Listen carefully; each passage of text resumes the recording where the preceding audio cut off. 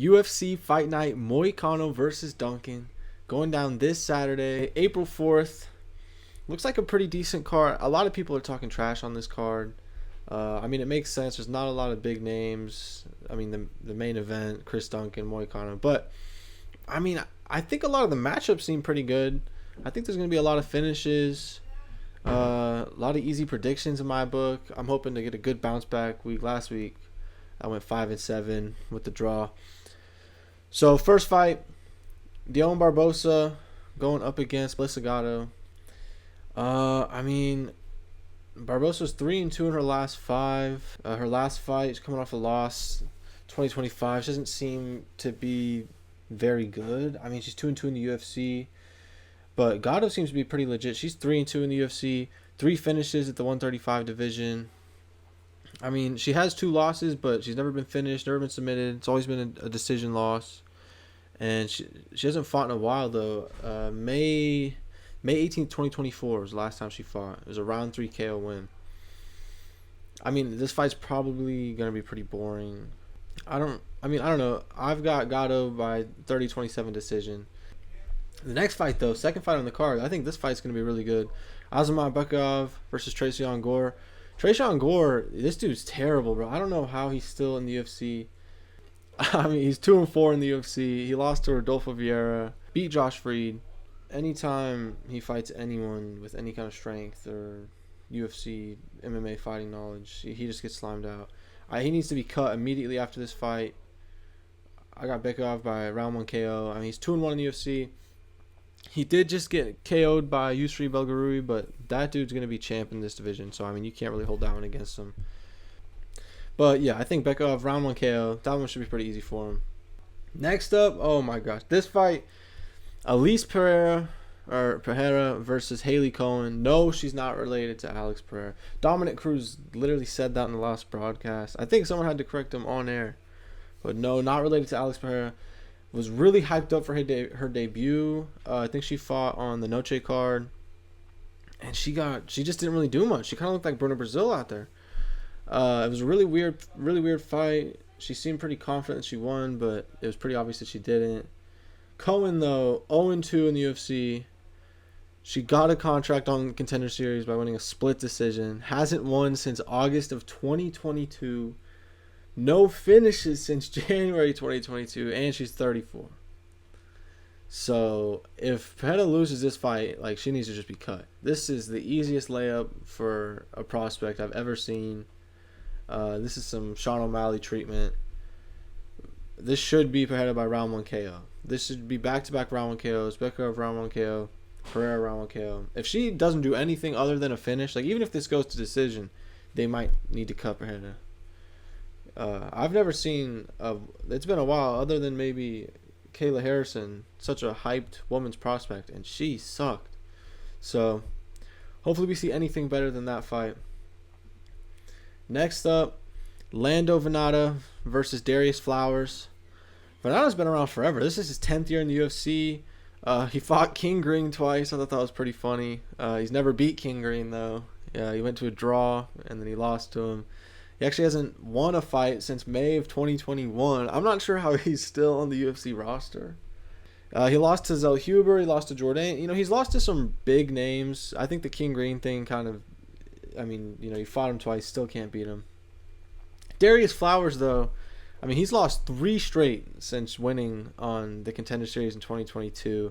He has no jiu-jitsu. He's been subbed twice, and now they've got him fighting another wrestler. So I don't understand the matchmaking on this one. This must have just been a fight to fill a spot. I still don't understand how either of these dudes are on contract, but loser should probably get cut. Honestly, both these guys should probably get cut if there's no finish. So I think that being the case, Venata by round 2 submission. I'm probably wrong here. This is probably going to be a really boring decision, considering, you know, there can't be that many finishes to start a fight night. But yeah, Venata by submission. Why not? Next up, Alessandro Costa versus Stuart Nicole. Or I don't know how to say this dude's last name. Nicole, the little Australian guy. Costa has not won or lost 2 in a row in the UFC. So he's 2-3. He beat Jimmy Flick and Kevin Boras. Lost to Amir Albazi, Steven Urseg, Alden Corey. And he's only been to a decision once against Ursig. So this dude loves to throw down. And then Nicole 0-2 in the UFC. He's had some tough fights though. He fought Jesus Aguilar, Lucas Rocha. Those dudes are both pretty legit in the flyweight division. Flyweight's pretty stacked right now in terms of prospects. But I think this is a pretty decent fight. It's got the same vibes as the Venata Flowers fight. This one probably will be a finish. Like, it's got everything written on it to be a finish. But I think just in terms of there can't be that many finishes on the card. I got this one going to a decision. But I got Stewart moving on to 9-2 at the ripe age of 31. Costa just seems a little too chinny. I think he can't really, he can't really get a win streak going. He's also not losing a lot of fights in a row, but I think anytime he steps up in competition, he's getting chinned. So I think this will probably be a pretty decent little scrap, but yeah, I've got Stuart Nicole winning by decision. Next fight, we got Jose Delano taking on Robert Rushala. Delano got a win on the Contender Series last August, and then before that he was in LFA for about 3 years. A lot of LFA guys coming up recently in these fight nights. But yeah, in LFA he was the LFA champion, lost his belt, had to fight his way back to getting the belt, and then since losing his belt he's on a 4-fight win streak. So this is his UFC debut, looking to go 5 wins in a row. Seems to be pretty legit. Another featherweight prospect from Contender Series. Last week we had Le'Veon Douglas, featherweight prospect. He got a finish. I could see Delano going out there and getting a finish, but both these guys are pretty legit.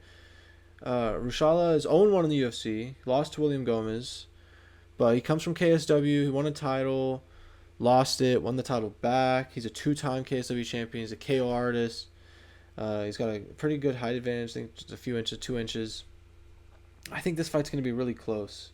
I could either see it ending in the first round or going to decision. It's only 3 rounds, but both of these guys, I could see both of these guys going into the featherweight rankings. It's just interesting that they're facing off so early into both of their UFC careers. I mean, one's making their debut, second fight for Rushala.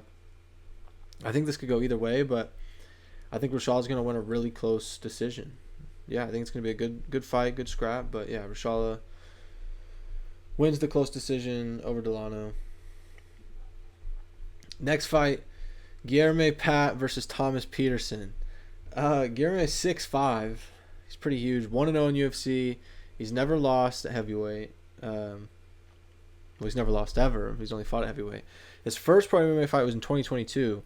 He's been trying to fight in the UFC. He's been trying to fight in the US. He had 4 visa denials before this debut. He's not been able to get in the US for whatever reason. He's a karate black belt, practiced Muay Thai, and he fought last December, got a decision win. And then Peterson, this dude, I mean, he's 2-3 in the UFC. He got slept by Gaziev. He got slept by Vitrino. He fought Waldo Cortez in 2022 and got destroyed. It's pretty funny that he started his MMA career off 5-0, all first-round knockouts, and then ever since he's jumped up in competition. So, I mean, Guilherme's 6'5". This should be Guilherme Pat round 1 KO. If it's not, then he should probably be cut because Thomas Peterson is not legit. He's 10-4. He's got a good record, but too chinny, man. These heavyweights, they just first-round slugfest, put it all out there. That's probably what this is going to be to end the prelims. And then next up, this is the fight everyone's excited about. Tommy Gunn McMillan making his UFC debut, taking on Manolo Cecchini. McMillan's 9-0. Now, we did just see a 9-0 prospect get destroyed last weekend with Mansour Abdul Malik.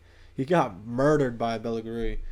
But McMillan versus Cecchini. McMillan, since 2023, his first fight was actually in 2019, and then he took like a 4-year layoff. 2023, 8-0 since then.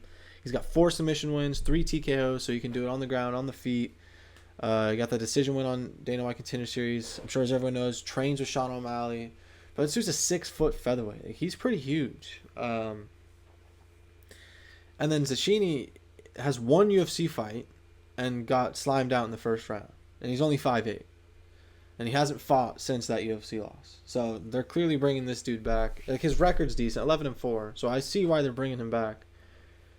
Surely McMillan doesn't lose this fight. I've got McMillan by round 1 TKO. He could submit him too. It could go either way. I think he either hurts him bad enough to where he doesn't need to submit him, or he drops him and then submits him. I'm rooting for the straight finish because that'll, that looks better on the highlight tape, and that's how you get the Dana White privilege. So Sugar 2.0 in the featherweight division is what it seems like. Moving on. I'm excited for this one. Ethan Ewing coming back after his huge win against Malcolm Wellmaker, taking on Rafael Estevam, 14-0. So 9-2, 14-0. Battle of the prospects. They're both 5'8", 135ers. Ewing is 9-0 since 2023. He's got 7 KOs in those 9 wins. Upset Malcolm Wellmaker on short notice as well in Madison Square Garden in front of a giant crowd. He's got pretty legit boxing. He's got a chin. He seems pretty legit. I'm excited for him in bantamweight. I think he can make a good little run. But he's taking on Rafael Estevam. He got a round 2 KO in the Contender Series. And then he's fought to 3 decision wins since then. So he's got 2 wins last year, 1 win year before that. But he's not finishing anyone, man. Like, a lot of decisions. He seems to be a pretty decent technical fighter, though. I think this is going to be a close fight. I think it'll be 29-28, but I think Ewing's going to do enough to get this one done. I think it'll be similar to the Wellmaker fight. Just a really technical boxing match. Probably not too much kickboxing. Actually, I don't know. Ewing can switch it up pretty good. So it could go either way. Kickboxing, boxing. But I think Ewing will do enough. 29-28.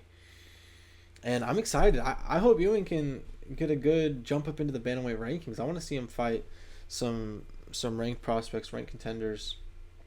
Because what he did to Wellmaker was really impressive. Definitely turned some heads. So I'm excited for him. Next up, Abdul Rahman Yakayev versus Brenson Ribeiro. I mean, this is just a free win for Yakayev. He's only been to 1 decision ever. He's 8-0 in those 8 fights, 1 decision, and he's only left the first round 2 times. Sorry, he's left the first round twice in those 8 fights. He's on the Contender Series and got a 30-second KO, and then he had like the most perfect MMA sequence I've ever seen. I forgot who that was against. I think that was against one of the Bonfim brothers. But, dude, yeah, drops him with a head kick, jumps into the guillotine, or the rear naked choke, subs him, 33 seconds. So, Abdul's pretty legit. They're clearly giving him a layup. Ribeiro's 2-4 in the UFC, and he's coming off of back-to-back KO losses. 1-2 last year, 1-2 the year before that. Yeah, this is just another layup for a prospect. This is just a big prospect card. They're trying to give a lot of guys just a big push. I think Delano Rochelle is a good fight, but like Pat should knock out Peterson. Enrique will kill Radke. McMillan's gonna kill Zacchini.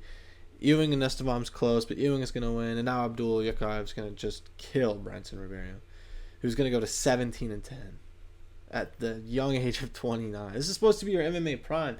It is his MMA prime. Maybe he'll be Abdul. Who knows? Next up, moving into the co-main, we got a title contender fight here.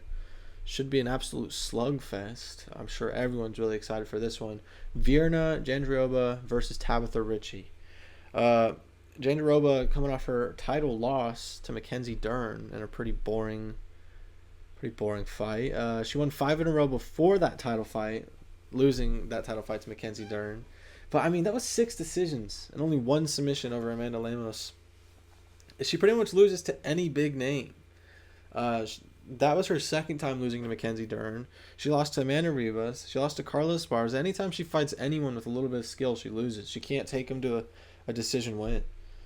And the only thing with Ritchie, though, is, she did lose to Lupe Godinez and Giannon. I don't know how to say her last name. But Virna beat both of them. So, MMA math would say that Jandiroba should win this fight, but Ritchie's coming off a round 2 KO win, and she's now 7-3 in the UFC. And if she wins this fight, she probably gets a title fight against Mackenzie Dern, who she can probably beat.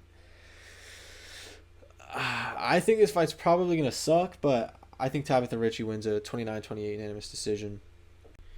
And then the main event, everyone's tuning in for this fight. I mean, everyone I've talked to, so unbelievably excited. Card of the year, people are saying, actually.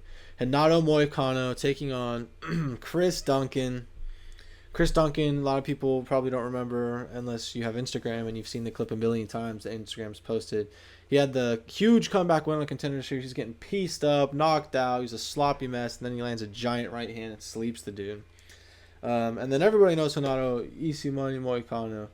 Moicano, he's been in the UFC forever, and then more so as of recently, I think after UFC 300 kind of blew up. Everybody knows Moicano now.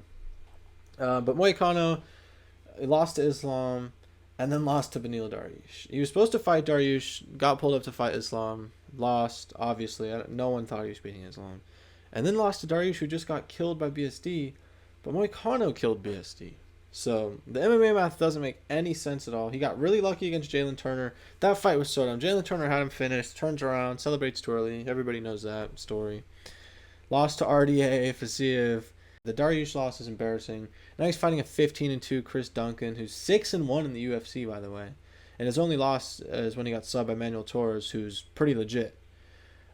He beat McKinney in round 1, beat Rebecki, which was a pretty good fight. I kind of thought Rebecki won that one, but, really good fight. He seems to be getting pretty good.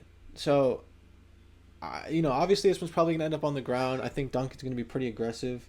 The only way I see Moicano winning this is if it's like another BSD situation. Like, I could totally see that. Moicano ends up on top, a lot of heavy ground and pound, stops the fight. But realistically, like, I could see Duncan end up subbing Moicano.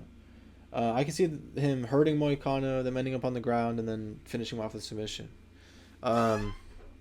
It's probably too many submissions for one card, especially a fight night like this. But I'm telling you, dude, this fight night's going to be good. People are hating on it for no reason. I think this fight night's going to be great. And I think this fight's going to be round 2 submission. Last week, round 2 finish in the main card. I think it's a similar situation here. And then I think Moicano should probably just retire. He's 36. And he's starting to become easy money. So I think Moicano loses this one and then should probably just hang it up. Stick to podcasting with Gilbert Burns. Chris Duncan, round 2 submission. But yeah. Let me know what you guys think about this card down below. I don't know if anyone in here is going to be tuning in. I definitely will be. I hope my picks go 15 for 15. I'm pretty excited for McMillan. Ethan Ewing's going to be pretty legit. Abdul Yakayev should get a free finish.